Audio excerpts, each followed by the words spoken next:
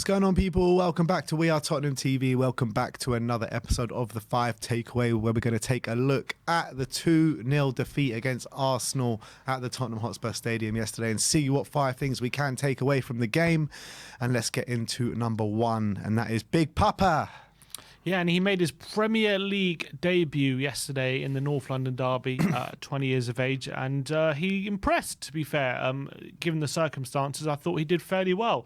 Statistically, it was a fairly impressive display. 3 tackles, 3 interceptions, and 1 key pass. So a bit of an all-round display for Papa Maté Sarr against Arsenal. I know he did struggle with the midfield workload due to Arsenal outnumbering us in the middle of the park. But I think individually he had a decent debut by all circumstances surrounding it. Yeah, and I've been really impressed with him. I've been singing his praises since he started to get these cameos against Aston Villa, against Crystal Palace, and the start against Portsmouth. I've been so impressed with him.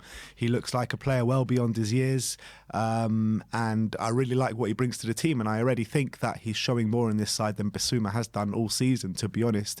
And in this game, in the North London derby, was by far his biggest test that he had to come up against. And look, he did struggle at times, and I think anyone would have struggled in that midfield for us, to be honest, because of how good Arsenal actually are at the moment and how strong their midfield is. But I think he stood up to the challenge for the most part, and I think it's super impressive for someone of his age, of his experience, to come into a North London derby like that and really not look really out of place. So you've got to say big up to Pape Maté Sarr, and I'm pretty sure big things are going to come from Big Papa. So big up to him. Let's move on to number 2 and the second takeaway, and that is no plan for Odegaard. Yeah, and I thought he was running rings around us in that first half, finding all different pockets of space. During the game, he ended up having, obviously scored a goal, brilliant finish from 25 yards. He ended up having 2 shots on target, having 2 key passes, 2 dribbles as well. And I thought he was picking up those pockets of space in behind Højbjerg and Pape Maté Sarr throughout the game, and we weren't able to pick him up whatsoever during the first half anyway. And it does beg the question what the plan was to stop him, because we know that he was going to pick up those spaces. We know he's going to be flirting around those areas. And yet it's almost as if it took us by surprise, even when it's obvious to everyone that was going to be the case. So it was disappointing how we dealt with that situation. And he had a brilliant game throughout, Odegaard, and we didn't have a plan to stop him. Yeah, look, the guy has been a standout performer in the Premier League this season, not just for Arsenal, but just in terms of anyone in the Premier League. Probably the best player in his position in the league this season. The guy's going from strength to strength, and the way we dealt with him was pretty criminal, to be honest. To what it looked like to have no plan, you got to look at Conte there tactically, and that's a mark against him, I'm afraid. But look, even if you do have a plan, Odegaard can do that to you on the best of days. But to be so anonymous in that area of the pitch was damaging in our defeat, to be honest. And you're exactly right, he completely ran rings around us, and it wasn't great to watch. But let's move on to the third takeaway, and that is lost home comforts. Yeah, and that's our first home defeat in a North London derby since 2014, and Arteta was captaining the Arsenal side back then. It's also the last time they did the double over Tottenham in 13-14. So it's been 9 years in the making, a home defeat, and it's finally come to pass yesterday, which is very disappointing. But more importantly, 4 out of our last 5 home games in the league have now been lost. It's Arsenal, Aston Villa, Newcastle and Liverpool losing. The only win there coming against Leeds, in which we had to have a late comeback to win that game. We very nearly lost that game as well. So our home form is definitely taking a big dip of late, considering it was quite strong before that run. And it's very worrying, these very damaging defeats, considering our away form in general hasn't been fantastic, and we've got Man City coming away from home next. It's so disappointing seeing our home form take such a dip at such an important time. You know what our next 3 home games are? We got City, West Ham and Chelsea. Well, there you go. So, I mean, we really need to turn it around quickly, because no matter how poor form West Ham and Chelsea are in, they're going to come with their tails up, and they're going to come and put in a real big performance, as they usually do.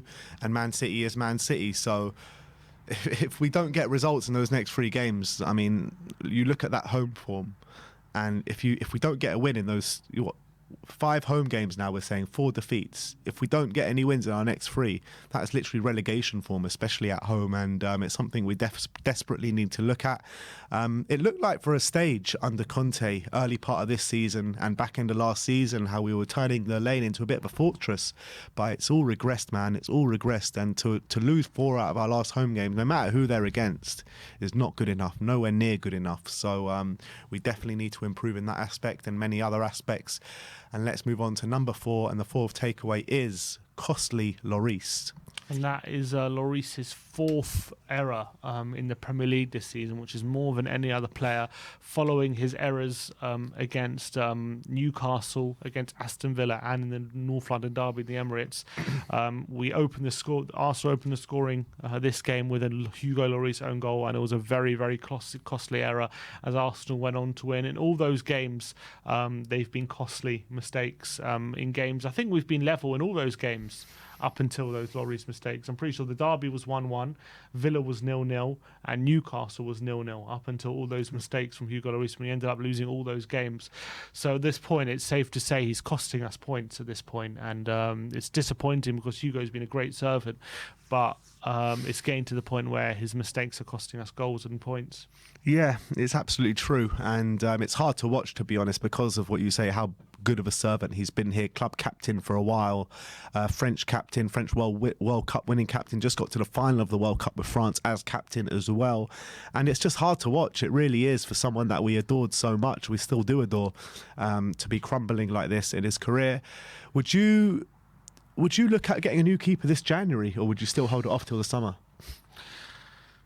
I mean, it's getting to the stage where you have to think about it. I do think we have bigger priorities, but I mean, he is costing us goals. There's no doubt about it. There's no running away from that fact. His goals are costing us points right now, in big games especially. Twice against Arsenal, at home to Villa and Newcastle. It's happening at home as well.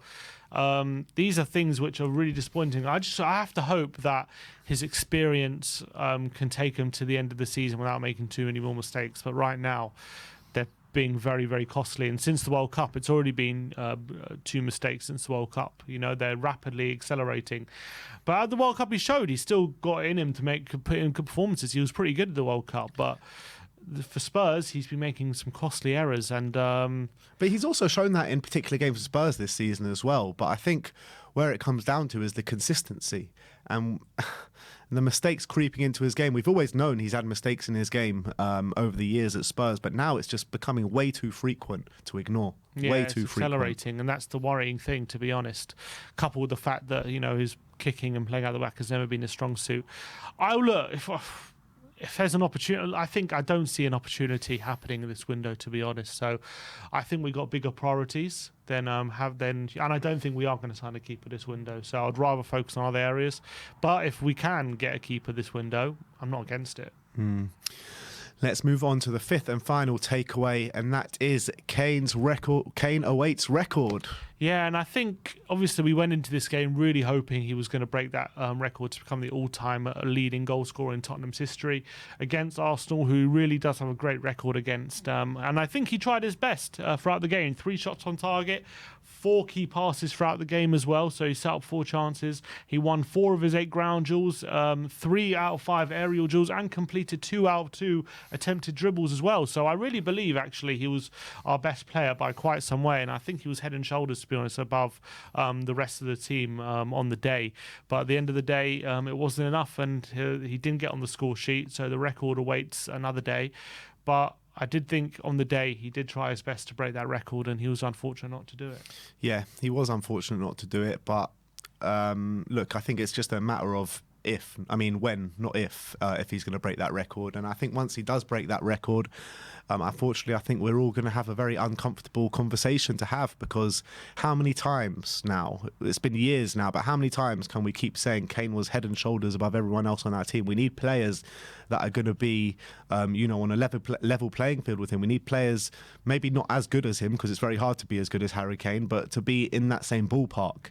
And unfortunately, the majority of players that we have in this squad are nowhere near his ballpark. And like I said, it's painful to watch Hugo Lloris regressing. It's painful to watch Harry Kane having to do it on his own every single game, week in, week out, when with hardly any help around him. And I think if some players had, similar sort of ability to Harry Kane on the pitch yesterday, it could have been a different result. But it's just the situation that we're in right now. We don't have good enough players to be, be able to grace that pitch with Harry Kane. It's nowhere near good enough once again. But there you have it. That is our 5 takeaways from the North London derby defeat yesterday. Let me know in the comment section below if you have any thoughts regarding our takeaways. If you spotted anything else, put your takeaways in the comment section below. Like, subscribe and comment. And as always, come on you Spurs.